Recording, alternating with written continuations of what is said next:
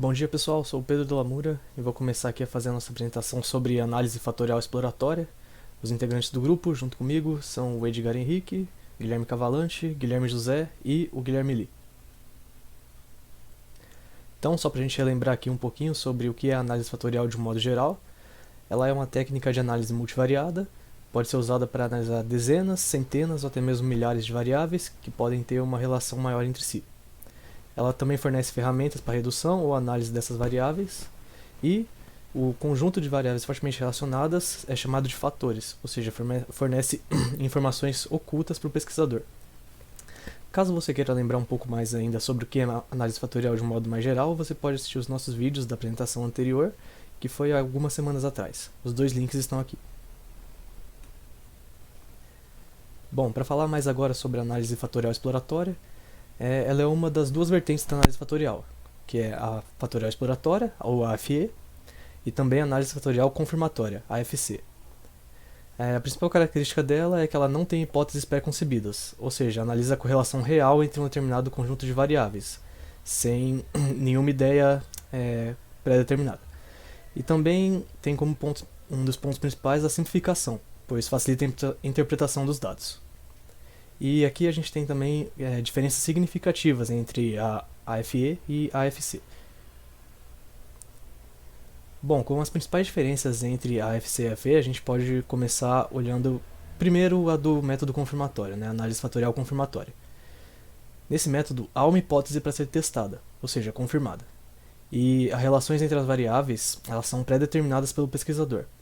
Aqui a gente retoma o nosso exemplo do filme da apresentação anterior, com os elementos as variáveis sendo agrupadas em fatores que são mais comuns, elas se relacionam mais. Ou seja, aspectos técnicos, narrativa e performances, cada um desses fatores com as variáveis que mais se relacionam.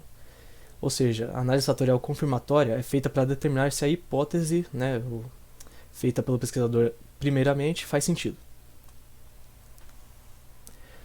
Agora, para o método exploratório, ele tem como objetivo encontrar as correlações entre as variáveis sem nenhuma ideia anterior, ou seja, não há nenhuma relação, hipótese ou juízo de valor atribuído às variáveis antes da análise. Aqui, como exemplo, a gente tem atributos de jogadores de linha de futebol que não são relacionados antes de ser feita a análise, ou seja, o jogo aéreo pode ser mais relacionado com físico ou com divididas, ou finalização pode ser relacionado aos dribles, ou a velocidade, aos dribles, passe, visão de jogo. Ou seja, ela é muito útil quando não há indícios de relações óbvias entre as variáveis, com a conclusão sendo chegada só depois de feita a análise. Para resumir, a análise fatorial confirmatória tem uma hipótese a ser confirmada, as relações entre as variáveis são pré-determinadas pelo pesquisador e verifica a veracidade de correlações teóricas. E a análise fatorial exploratória, não há hipótese para se confirmar, não há nenhuma relação atribuída às variáveis antes da análise e encontra as correlações reais entre as variáveis.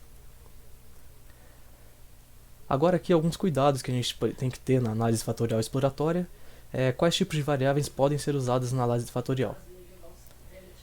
Geralmente se usa variáveis métricas, evitando nominais, para ajudar bastante o pesquisador. Se tiver os valores em um mesmo intervalo, também ajuda muito. O número de fatores não é pré-determinado, ou seja, tem que ser feito um scriptplot ou algum outro método para descobrir qual o número de fatores.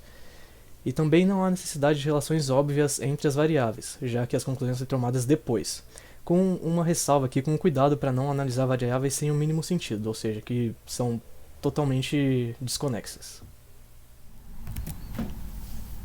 Bem, agora que a gente entende o que é análise fatorial exploratória, o que é análise fatorial confirmatória, e a gente sabe como faz a coleta desses dados, a gente vai colocar esses dados numa matriz de correlação, depois a gente vai verificar se os dados são adequados, para aí sim, de fato, a gente iniciar a análise fatorial.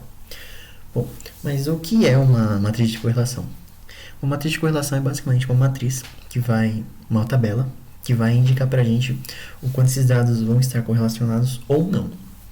Quanto mais próximo de um número, mais correlacionados os dados vão estar, as variáveis. E quanto mais distantes de um, menos correlacionadas essas variáveis vão estar. Depois que a gente tem a nossa matriz de correlação, a gente vai ter dois métodos para verificar se os dados são adequados. O primeiro deles é o método de Kaiser, que essa forma basicamente dá para nós um valor que indica se é recomendado ou não fazer essa análise.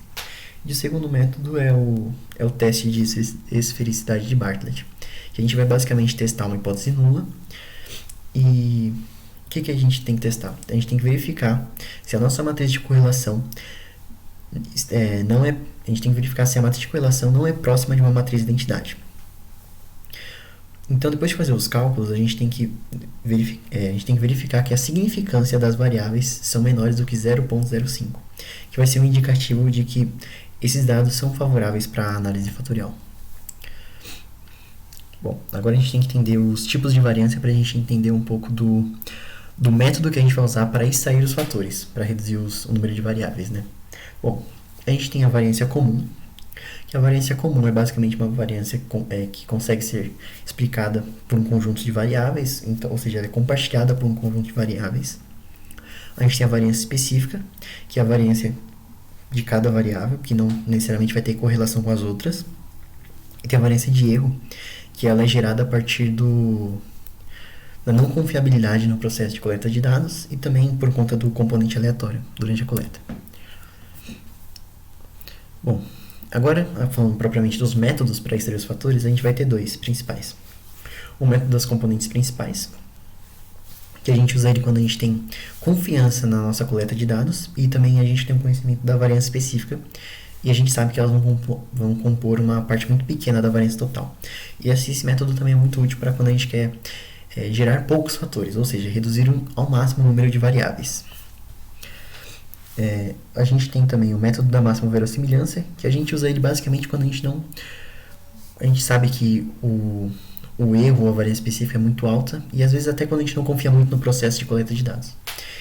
Então, o que esse método faz? Ele meio que exclui a variância específica e o erro quando vai gerar os fatores, né?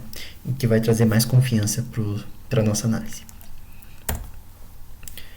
Agora, para escolher o número de fatores, a gente tem alguns métodos para isso, né? A gente não pode arbitrariamente escolher se eu vou querer 5 ou 8. E se eu for fazer isso, tem até um método que chama o critério a priori, mas o pesquisador já tem que ser muito experiente na área para ele saber quantos fatores ele vai ter que extrair. Bem, mas falando agora dos métodos mais confiáveis, que são o scriptplot e o critério de porcentagem de variância, a gente tem que o scriptplot, a gente vai extrair fatores até o momento em que a variância entre esses fatores não for tão grande.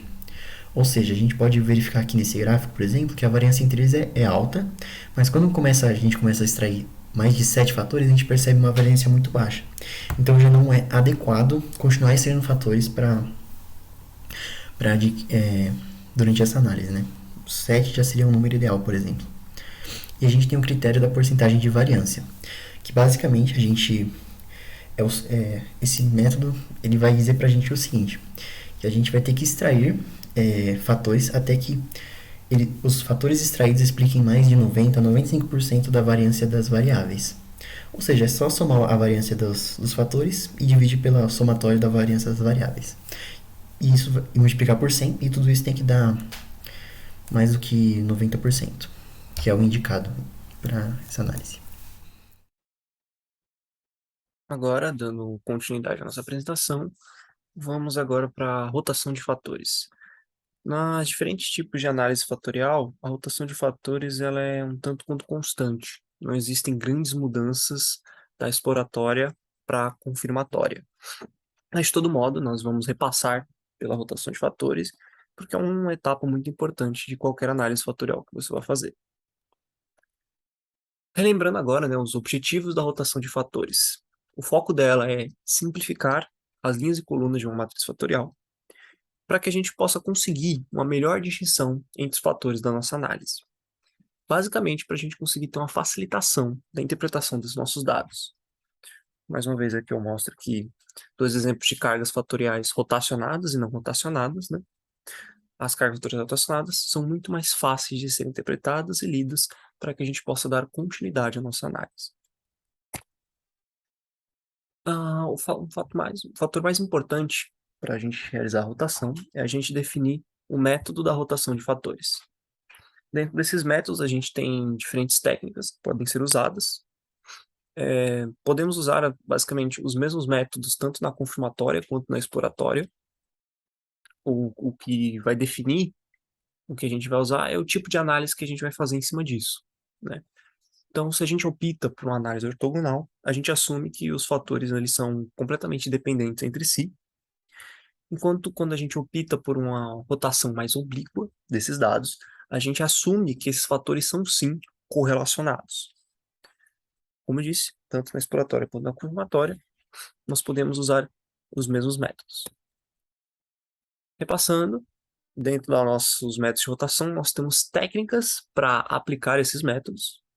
Dentro da ortogonal, nós temos o Quartmax, que maximiza a dispersão das cargas dos fatores dentro de uma variável, e o Varimax, que maximiza a dispersão das cargas dentro dos fatores. O Varimax, inclusive, que a gente usou bastante nos nossos exemplos de código das últimas apresentações. No caso, na rotação oblíqua, também trouxe aqui mais duas técnicas para fazer essa rotação, que é o Promax, que é um método muito mais rápido. Quando a gente tem uma grande carga de dados para se trabalhar, é um método muito mais prático para se usar em análises mais amplas. E o Oblimin, que é um método muito mais preciso, mas definitivamente é um método muito mais trabalhoso. Obviamente, com softwares como R e Python, a gente consegue ter esse trabalho de maneira muito mais simplificada. Avançando aqui, a gente pode retomar a mesma conclusão da análise não exploratória, né, de que o Varimax, né, se você opta por uma análise em que os fatores eles são independentes, ele é uma ótima opção que vai te trazer muitos benefícios. E para uma análise extremamente mais precisa, quando você tem esses fatores correlacionados, realizar a rotação oblíqua pela técnica de Oblimin é uma ótima opção. O principal objetivo da rotação de fatores é sempre facilitar a nossa interpretação dos resultados, conservando as propriedades estatísticas da nossa análise. Então, nós realizamos a nossa extração de fatores e rotacionar eles é um dos nossos pontos essenciais para ter a visualização melhor desses fatores. Por fim, trago aqui as referências bibliográficas da nossa apresentação que nós utilizamos para fazer todo esse trabalho. Muito obrigado.